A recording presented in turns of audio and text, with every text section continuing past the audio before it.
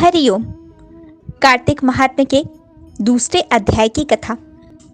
भगवान श्री कृष्ण बोले, हे प्रिय, जब गुणवती को राक्षस द्वारा अपने पति एवं पिता के मारे जाने का समाचार मिला तो वह विलाप करने लगी।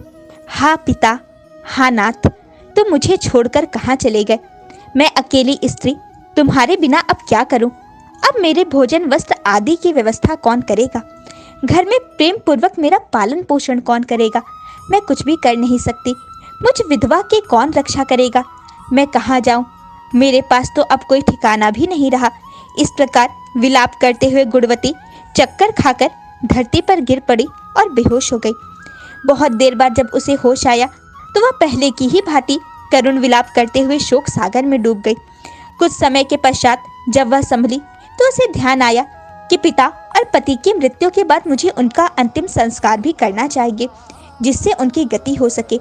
इसलिए उसने अपने घर का सारा सामान बेच दिया और उससे प्राप्त धन से उसने अपने पिता एवं पति का श्राद्ध आदि कर्म किया। तत्पश्चात वह उसी नगर में रहते हुए आठों पहर भगवान विष्णु की भक्ति करने लगी। उसने मृत्यु पर्यंत तक नियम पूर्वक सभी एकादशियों का व्रत और कार्तिक महीने में उपवास एवं व्रत किए। हे प्रिय, एकादशी और कार्तिक व्रत मुझे बहुत ही प्रिय है। इनसे मुक्ति, भुक्ति, पुत्र तथा संपत्ति प्राप्त होती है। कार्तिक मास में जब तुला राशि पर सूर्य आता है तब ब्रह्म मुहूर्त में उठकर स्नान करने व व्रत व उपवास करने वाले मनुष्य मुझे बहुत प्रिय हैं, क्योंकि यदि उन्होंने पाप भी किए हो तो भी स्नान व व्रत के प्रभाव से उन्हें मोक्ष प्राप्त हो जाता है। कार्तिक में स्नान, जागरण, दीपदान तथा तुलसी के पौधे की रक्षा करने वाले मनुष्य साक्षात भगवान विष्णु के समान है। कार्तिक मास में मंदिर में झाड़ू लगाने वाले, स्वास्तिक बनाने वाले तथा भगवान विष्णु की पूजा करने वाले मनुष्य जन्म मरण के चक्कर से छुटकारा पा जाते हैं। यह सुनकर गुणवती भी प्रतिवर्ष श्रद्धा पूर्वक कार्तिक का व्रत और भगवान विष्णु की पूजा करने लगी। हे प्रिय, एक बार उसे ज्वर हो गया, फिर भी वह गंगा स्नान के लिए चली गई। वह बहुत कमजोर हो गई थी। गंगा तक तो वह पहुंच गई, परंतु शीत के कारण वह बुरी तरह से कांप रही थी। इस कारण वह शिथिल हो गई। तब मेरे दूत उसे मेरे धाम में ले आए।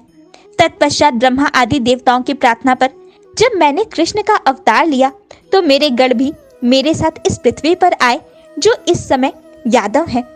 तुम्हारे पिता पूर्व जन्म में देव शर्मा थे, जो इस समय सन्नाजीत हैं।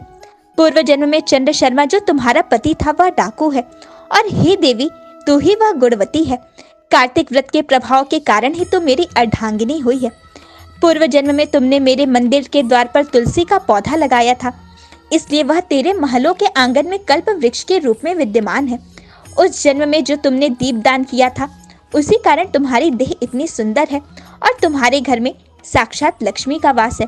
क्योंकि तुमने पूर्व जन्म में अपने सभी व्रतों का फल पति स्वरूप विष्णु को अर्पित किया था, उसी के प्रभाव से इस जन्म में तुम मेरी प्रिय पत्नी हुई हो। पूर्व जन्म में तुमने नियम पूर्वक जो कार्तिक मास का व्रत किया था, उसी के कारण मेरा और तुम्हारा कभी वियोग नहीं होगा। इस प्रकार कार्तिक मास में व्रत आदि करने वाले मनुष्य मुझे तुम्हारे समान प्रिय हैं।